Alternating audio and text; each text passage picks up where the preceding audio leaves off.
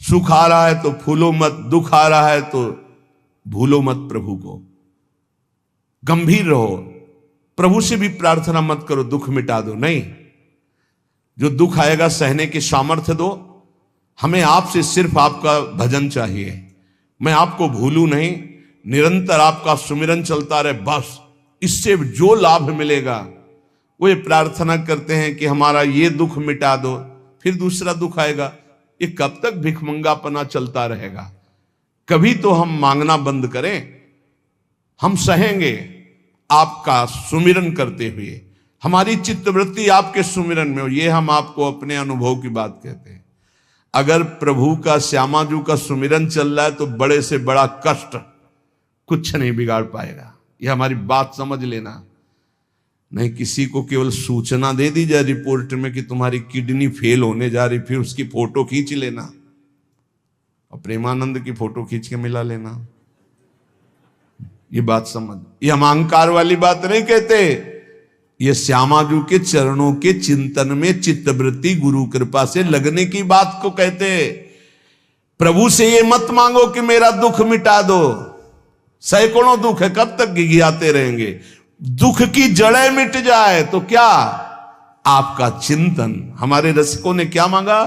बिसरी हो ना बिसारी हो, यही दान मुहि देहु। श्री हरिवंश की लाडली मुहि अपनी करी ले।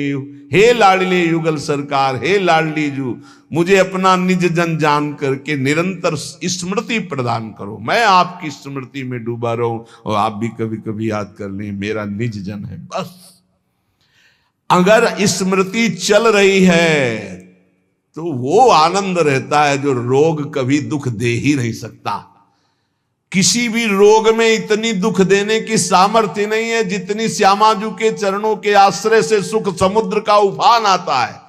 ये फेन बुदबुदा की तरह रोग के दुख इधर उधर लहराते रहते, कुछ फर्क नहीं पड़ता। अरे बोले तुम तो जाके जाए ना पांव बेवाई, वो का जाने पीर पर आई, प्रवचन कर रहे हो, कष्ट होता तो पता चलता। नहीं लोग कह देते कि प्रवचन करना सरल है, कष्ट होता तो पता चलता।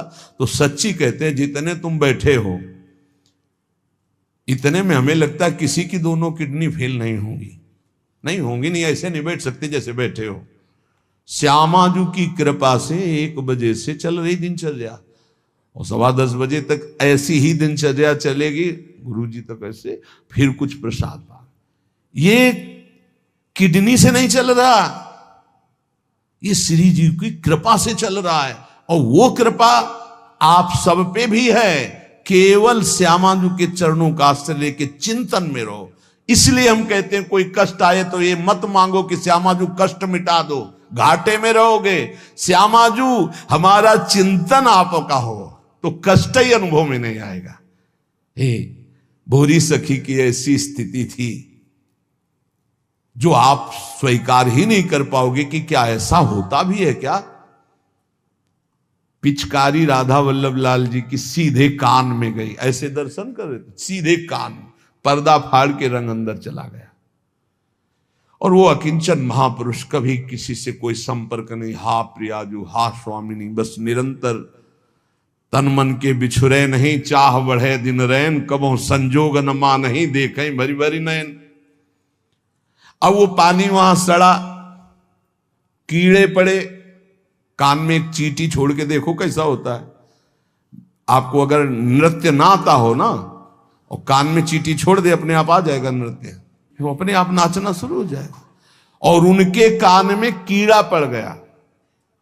सेवा कुंज में दर्शन करने आते राधा वल्लभ जी के दर्शन, तो कीड़ा ऐसे, अरे बाबा आपके तो कीड़ा। और उस समय यहां वृंदावन में ऐसी कोई व्यवस्था विशेष नहीं थी, तो मथुरा ले जाओ उनका नहीं। जब बहुत प्रार्थना की गई, गुरुजनों ने, आचार्य जनों ने आदेश किया, ना बाबा तुम्हें जाना पड़ेगा, जैसी श्री जी की इच्छा। अस्पताल गए तो उनका इसका तो ऑपरेशन होगा, तो आपको बेहोश करके फिर इसका, तो उनका बेहोश करने की जरूरत नहीं, बेहोश की दवा हमारे पास है, तुम 30 मिनट पहले बता देना कि ये आपको 30 मिनट बाद ऑपरेशन आपका होगा। बस वो हमारे पास दवा है बेहोश की, हम बेहोश हो जाएंगे, तुम्हें बेहोश का। अरे बोले बाबा बातों से नहीं होता, जब कान का ऑपरेशन, उन्होंने कहा आप आना 30 मिनट पहले बता देना। आए, बोले बाबा 30 मिनट बाद ऑपरेशन होगा। नमो नमो जय श्री हरिवंश, नमो नमो जय श्री हरिवंश, श्री हरिवंश, श्री हरिवंश, श्री हरि। नित्य विहार में स्थिति, शरीर शून्य, सहचरी स्वरूप में स्थित, शरीर का भाव शून्य, खत्म। ऑपरेशन हुआ 30 मिनट बाद, घंटा 1.5 घंटा सब आश्चर्यचकित, पूरा डॉक्टर नर्स सब एकत्रित की, क्या चीज है बाबा। कान का ऑपरेशन, जरा सा एक चींटी चली जाए तो हाहाकार मचने लगता है। 1.5 घंटे बाद ऑपरेशन, श्री हरिवंश, श्री हरिवंश, नमो नमो जय श्री। हो गया ऑपरेशन? हाँ बाबा हो गया। उठे चल दिए। अलौकिक सामर्थ्य, श्यामाजू के गोरे चरणारविंद की ठसक। ये बहुत छोटी बात, रोग दोग दोष, ये बहुत छोटी बात।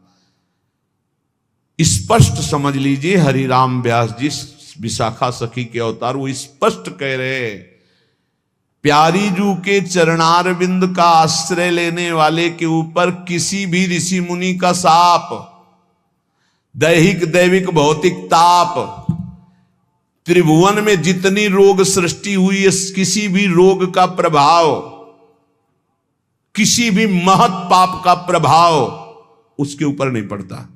साप ताप रोग शोक दारुण दुखहारी, लाल इष्ट दुष्ट दवन कुंज भवन चारी, श्री राधा प्यारी के चरणार बिंद शीतल सुखदाई, कोटि चंद मंद करत नख विद जुन्हाई।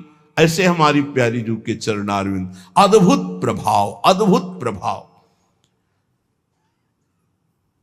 एक निष्ठा हृदय में बस होनी चाहिए। यहां बस अनन्यता की मांग है, हमारी प्रिया जू की अनन्यता,